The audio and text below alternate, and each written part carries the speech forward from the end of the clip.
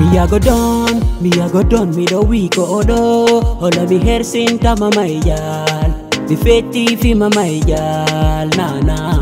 Ella ala, si compudi ko kange ko fi ma yal. What I say tin yal my yal. Mi feti fi mama yal, ya. Apola depansi jini, fiala so fala ka ko wati. Donna la depansi jani, fiala. Moya ko watani. S'il te plaît. Ko do watani, ko mi wata. Wada pai ku wato Afrika. Ko mi si ko mo to la kadai ko ma lama. Ha? Mi teni ranta on ni nyande woni. Mi teni ranta on ni nyande fi ni. Nyando yande habbo na ba go to sera mi ta koje. So yehi don artu e trésor. Men na wayon habbade do mo yahan ton goddo e ko e trésor arton si dibano na dépense mi nyama. On a hanki be de sou. Ya billahi mi wa tan tan ngodu ko to bi abela. Bimbe kikire do godu e du moto. Mi ala yi de sanfa. Ulle du no mari mbudi hay no mani. Wana fista ko tampu be hafi. Ko do mi na yanda usude mo wona yi. Très simple. Wi do sina ka vite wona wonta to and ben fit di ha mai. Jonne la dépense fiala. Wa wata go hande. Sa so ki ay mi rabbe nani to. Andi ko brigo falla ke ko na ta. Apo mi na ba yam patta ko le ko ti abi. Wala te dépôt. Dépôt 15 000. Wata. Awade isampe ko ni ala on ala go yadi. Jonne la woti ko. Akitila. Oh. Billahi ya. Fila na manang bona. Afan afeta oni. Ela na komo dombi go. Asimi ala ka munyo ko do ben wa fe njomba no ma. Na nyande. Na nyande ko. Abona do 12 na ma dembu bi. Awai ko ala fa na darola. Aka awo jonne la ikili ko jani. Jonne la ikili ko jani. Arangala. Jonne la ikili ko jani. Wallahi no wadde. Are ga jonno lambuda ni wadde ngoy. Ella la ye. Mingan mi dandi ko minata ko. Juba bengaruru da mini gong lil jai.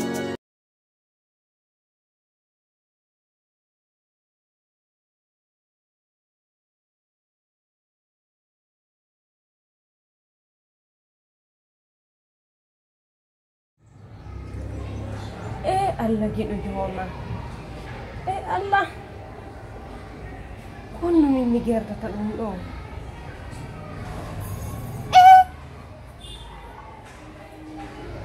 cuuni noon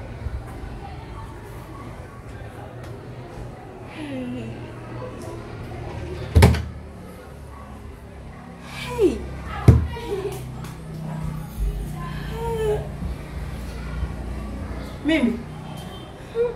Mimi. Quando é? Mimi. Hey. Mimi quando é? Oh. Hey kam mido andi debbo. Mido andi ma. Ko minni uma yude ko fanduda mido andi ma. Ko koto hebuma kono ko minni uma la nganduma ɓuri. Mi inni ya wola nan ko hondu wadi yo Mimi. Na fere mago mi anda Mimi andino. Anani.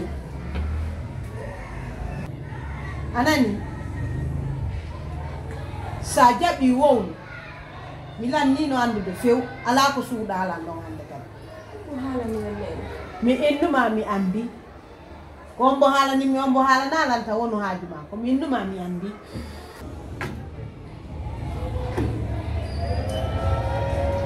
Awolna ka awolta.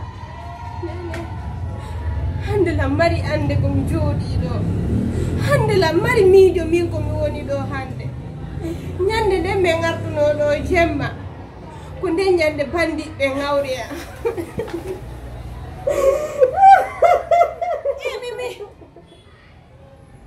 Mimi hullugol gaynata ɗo taw ɓanto.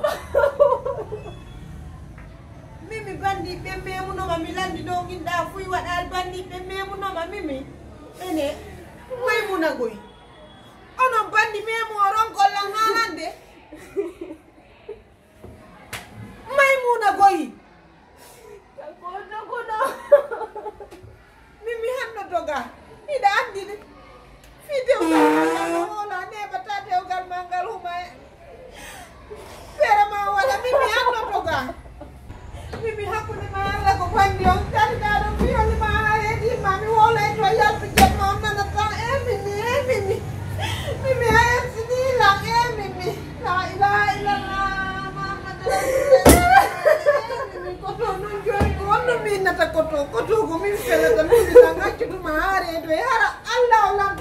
comme jokki on ko Mimi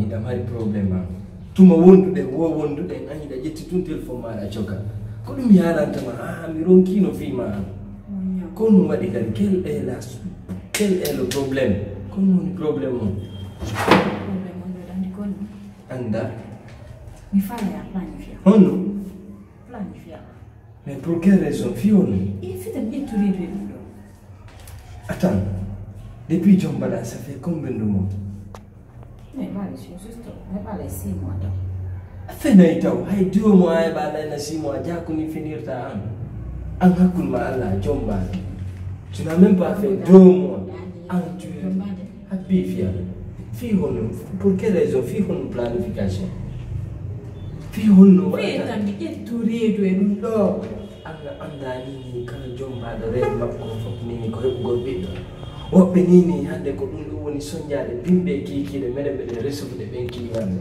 walle min fi Allah no mi heɓira ɓiɗɗo an tawa ko ya planifié o s'il te plaît arrête mi yiɗa haɗi ngalaji ma mi yiɗa hanande ɗum few henoma ko wonɗa ɗo enen ɗo nini miɗen wawi yidde sans probléme fi honum hay ƴettoɗa ɗo ni reedu ko siɗa faala modima anda hombol mbano ɓiɗɗo ma ka akkitaw ha heɓa hayso ko goto ma ɗiɗo non sina planifié to par ce que planification si tawi woni a planifié to ko fi en tout cas évitugol heɓugol ɓiɓɓe buyi mais joni an a heɓani hay ɓiɗɗo taw ɓiɗa jombani heɓani s'il te plaît non ko si tawi no kadi ara a fijani woni là on pouvait comprendre e ala fijude daga modima arrêta s'il te plaît acco mon heɓa ɓiɗɗo goto taw ɓiɗe yiidude ga yaasi non mi hulata moodi an andu par ce que woɓɓe no andi jour ji ɗin fof matti mi hulay non moi je suis un docteur min mbiɗo andi jour hombo tata mi yiide ma heɓa ɗin piiji e tawata heɓata ɗin piiji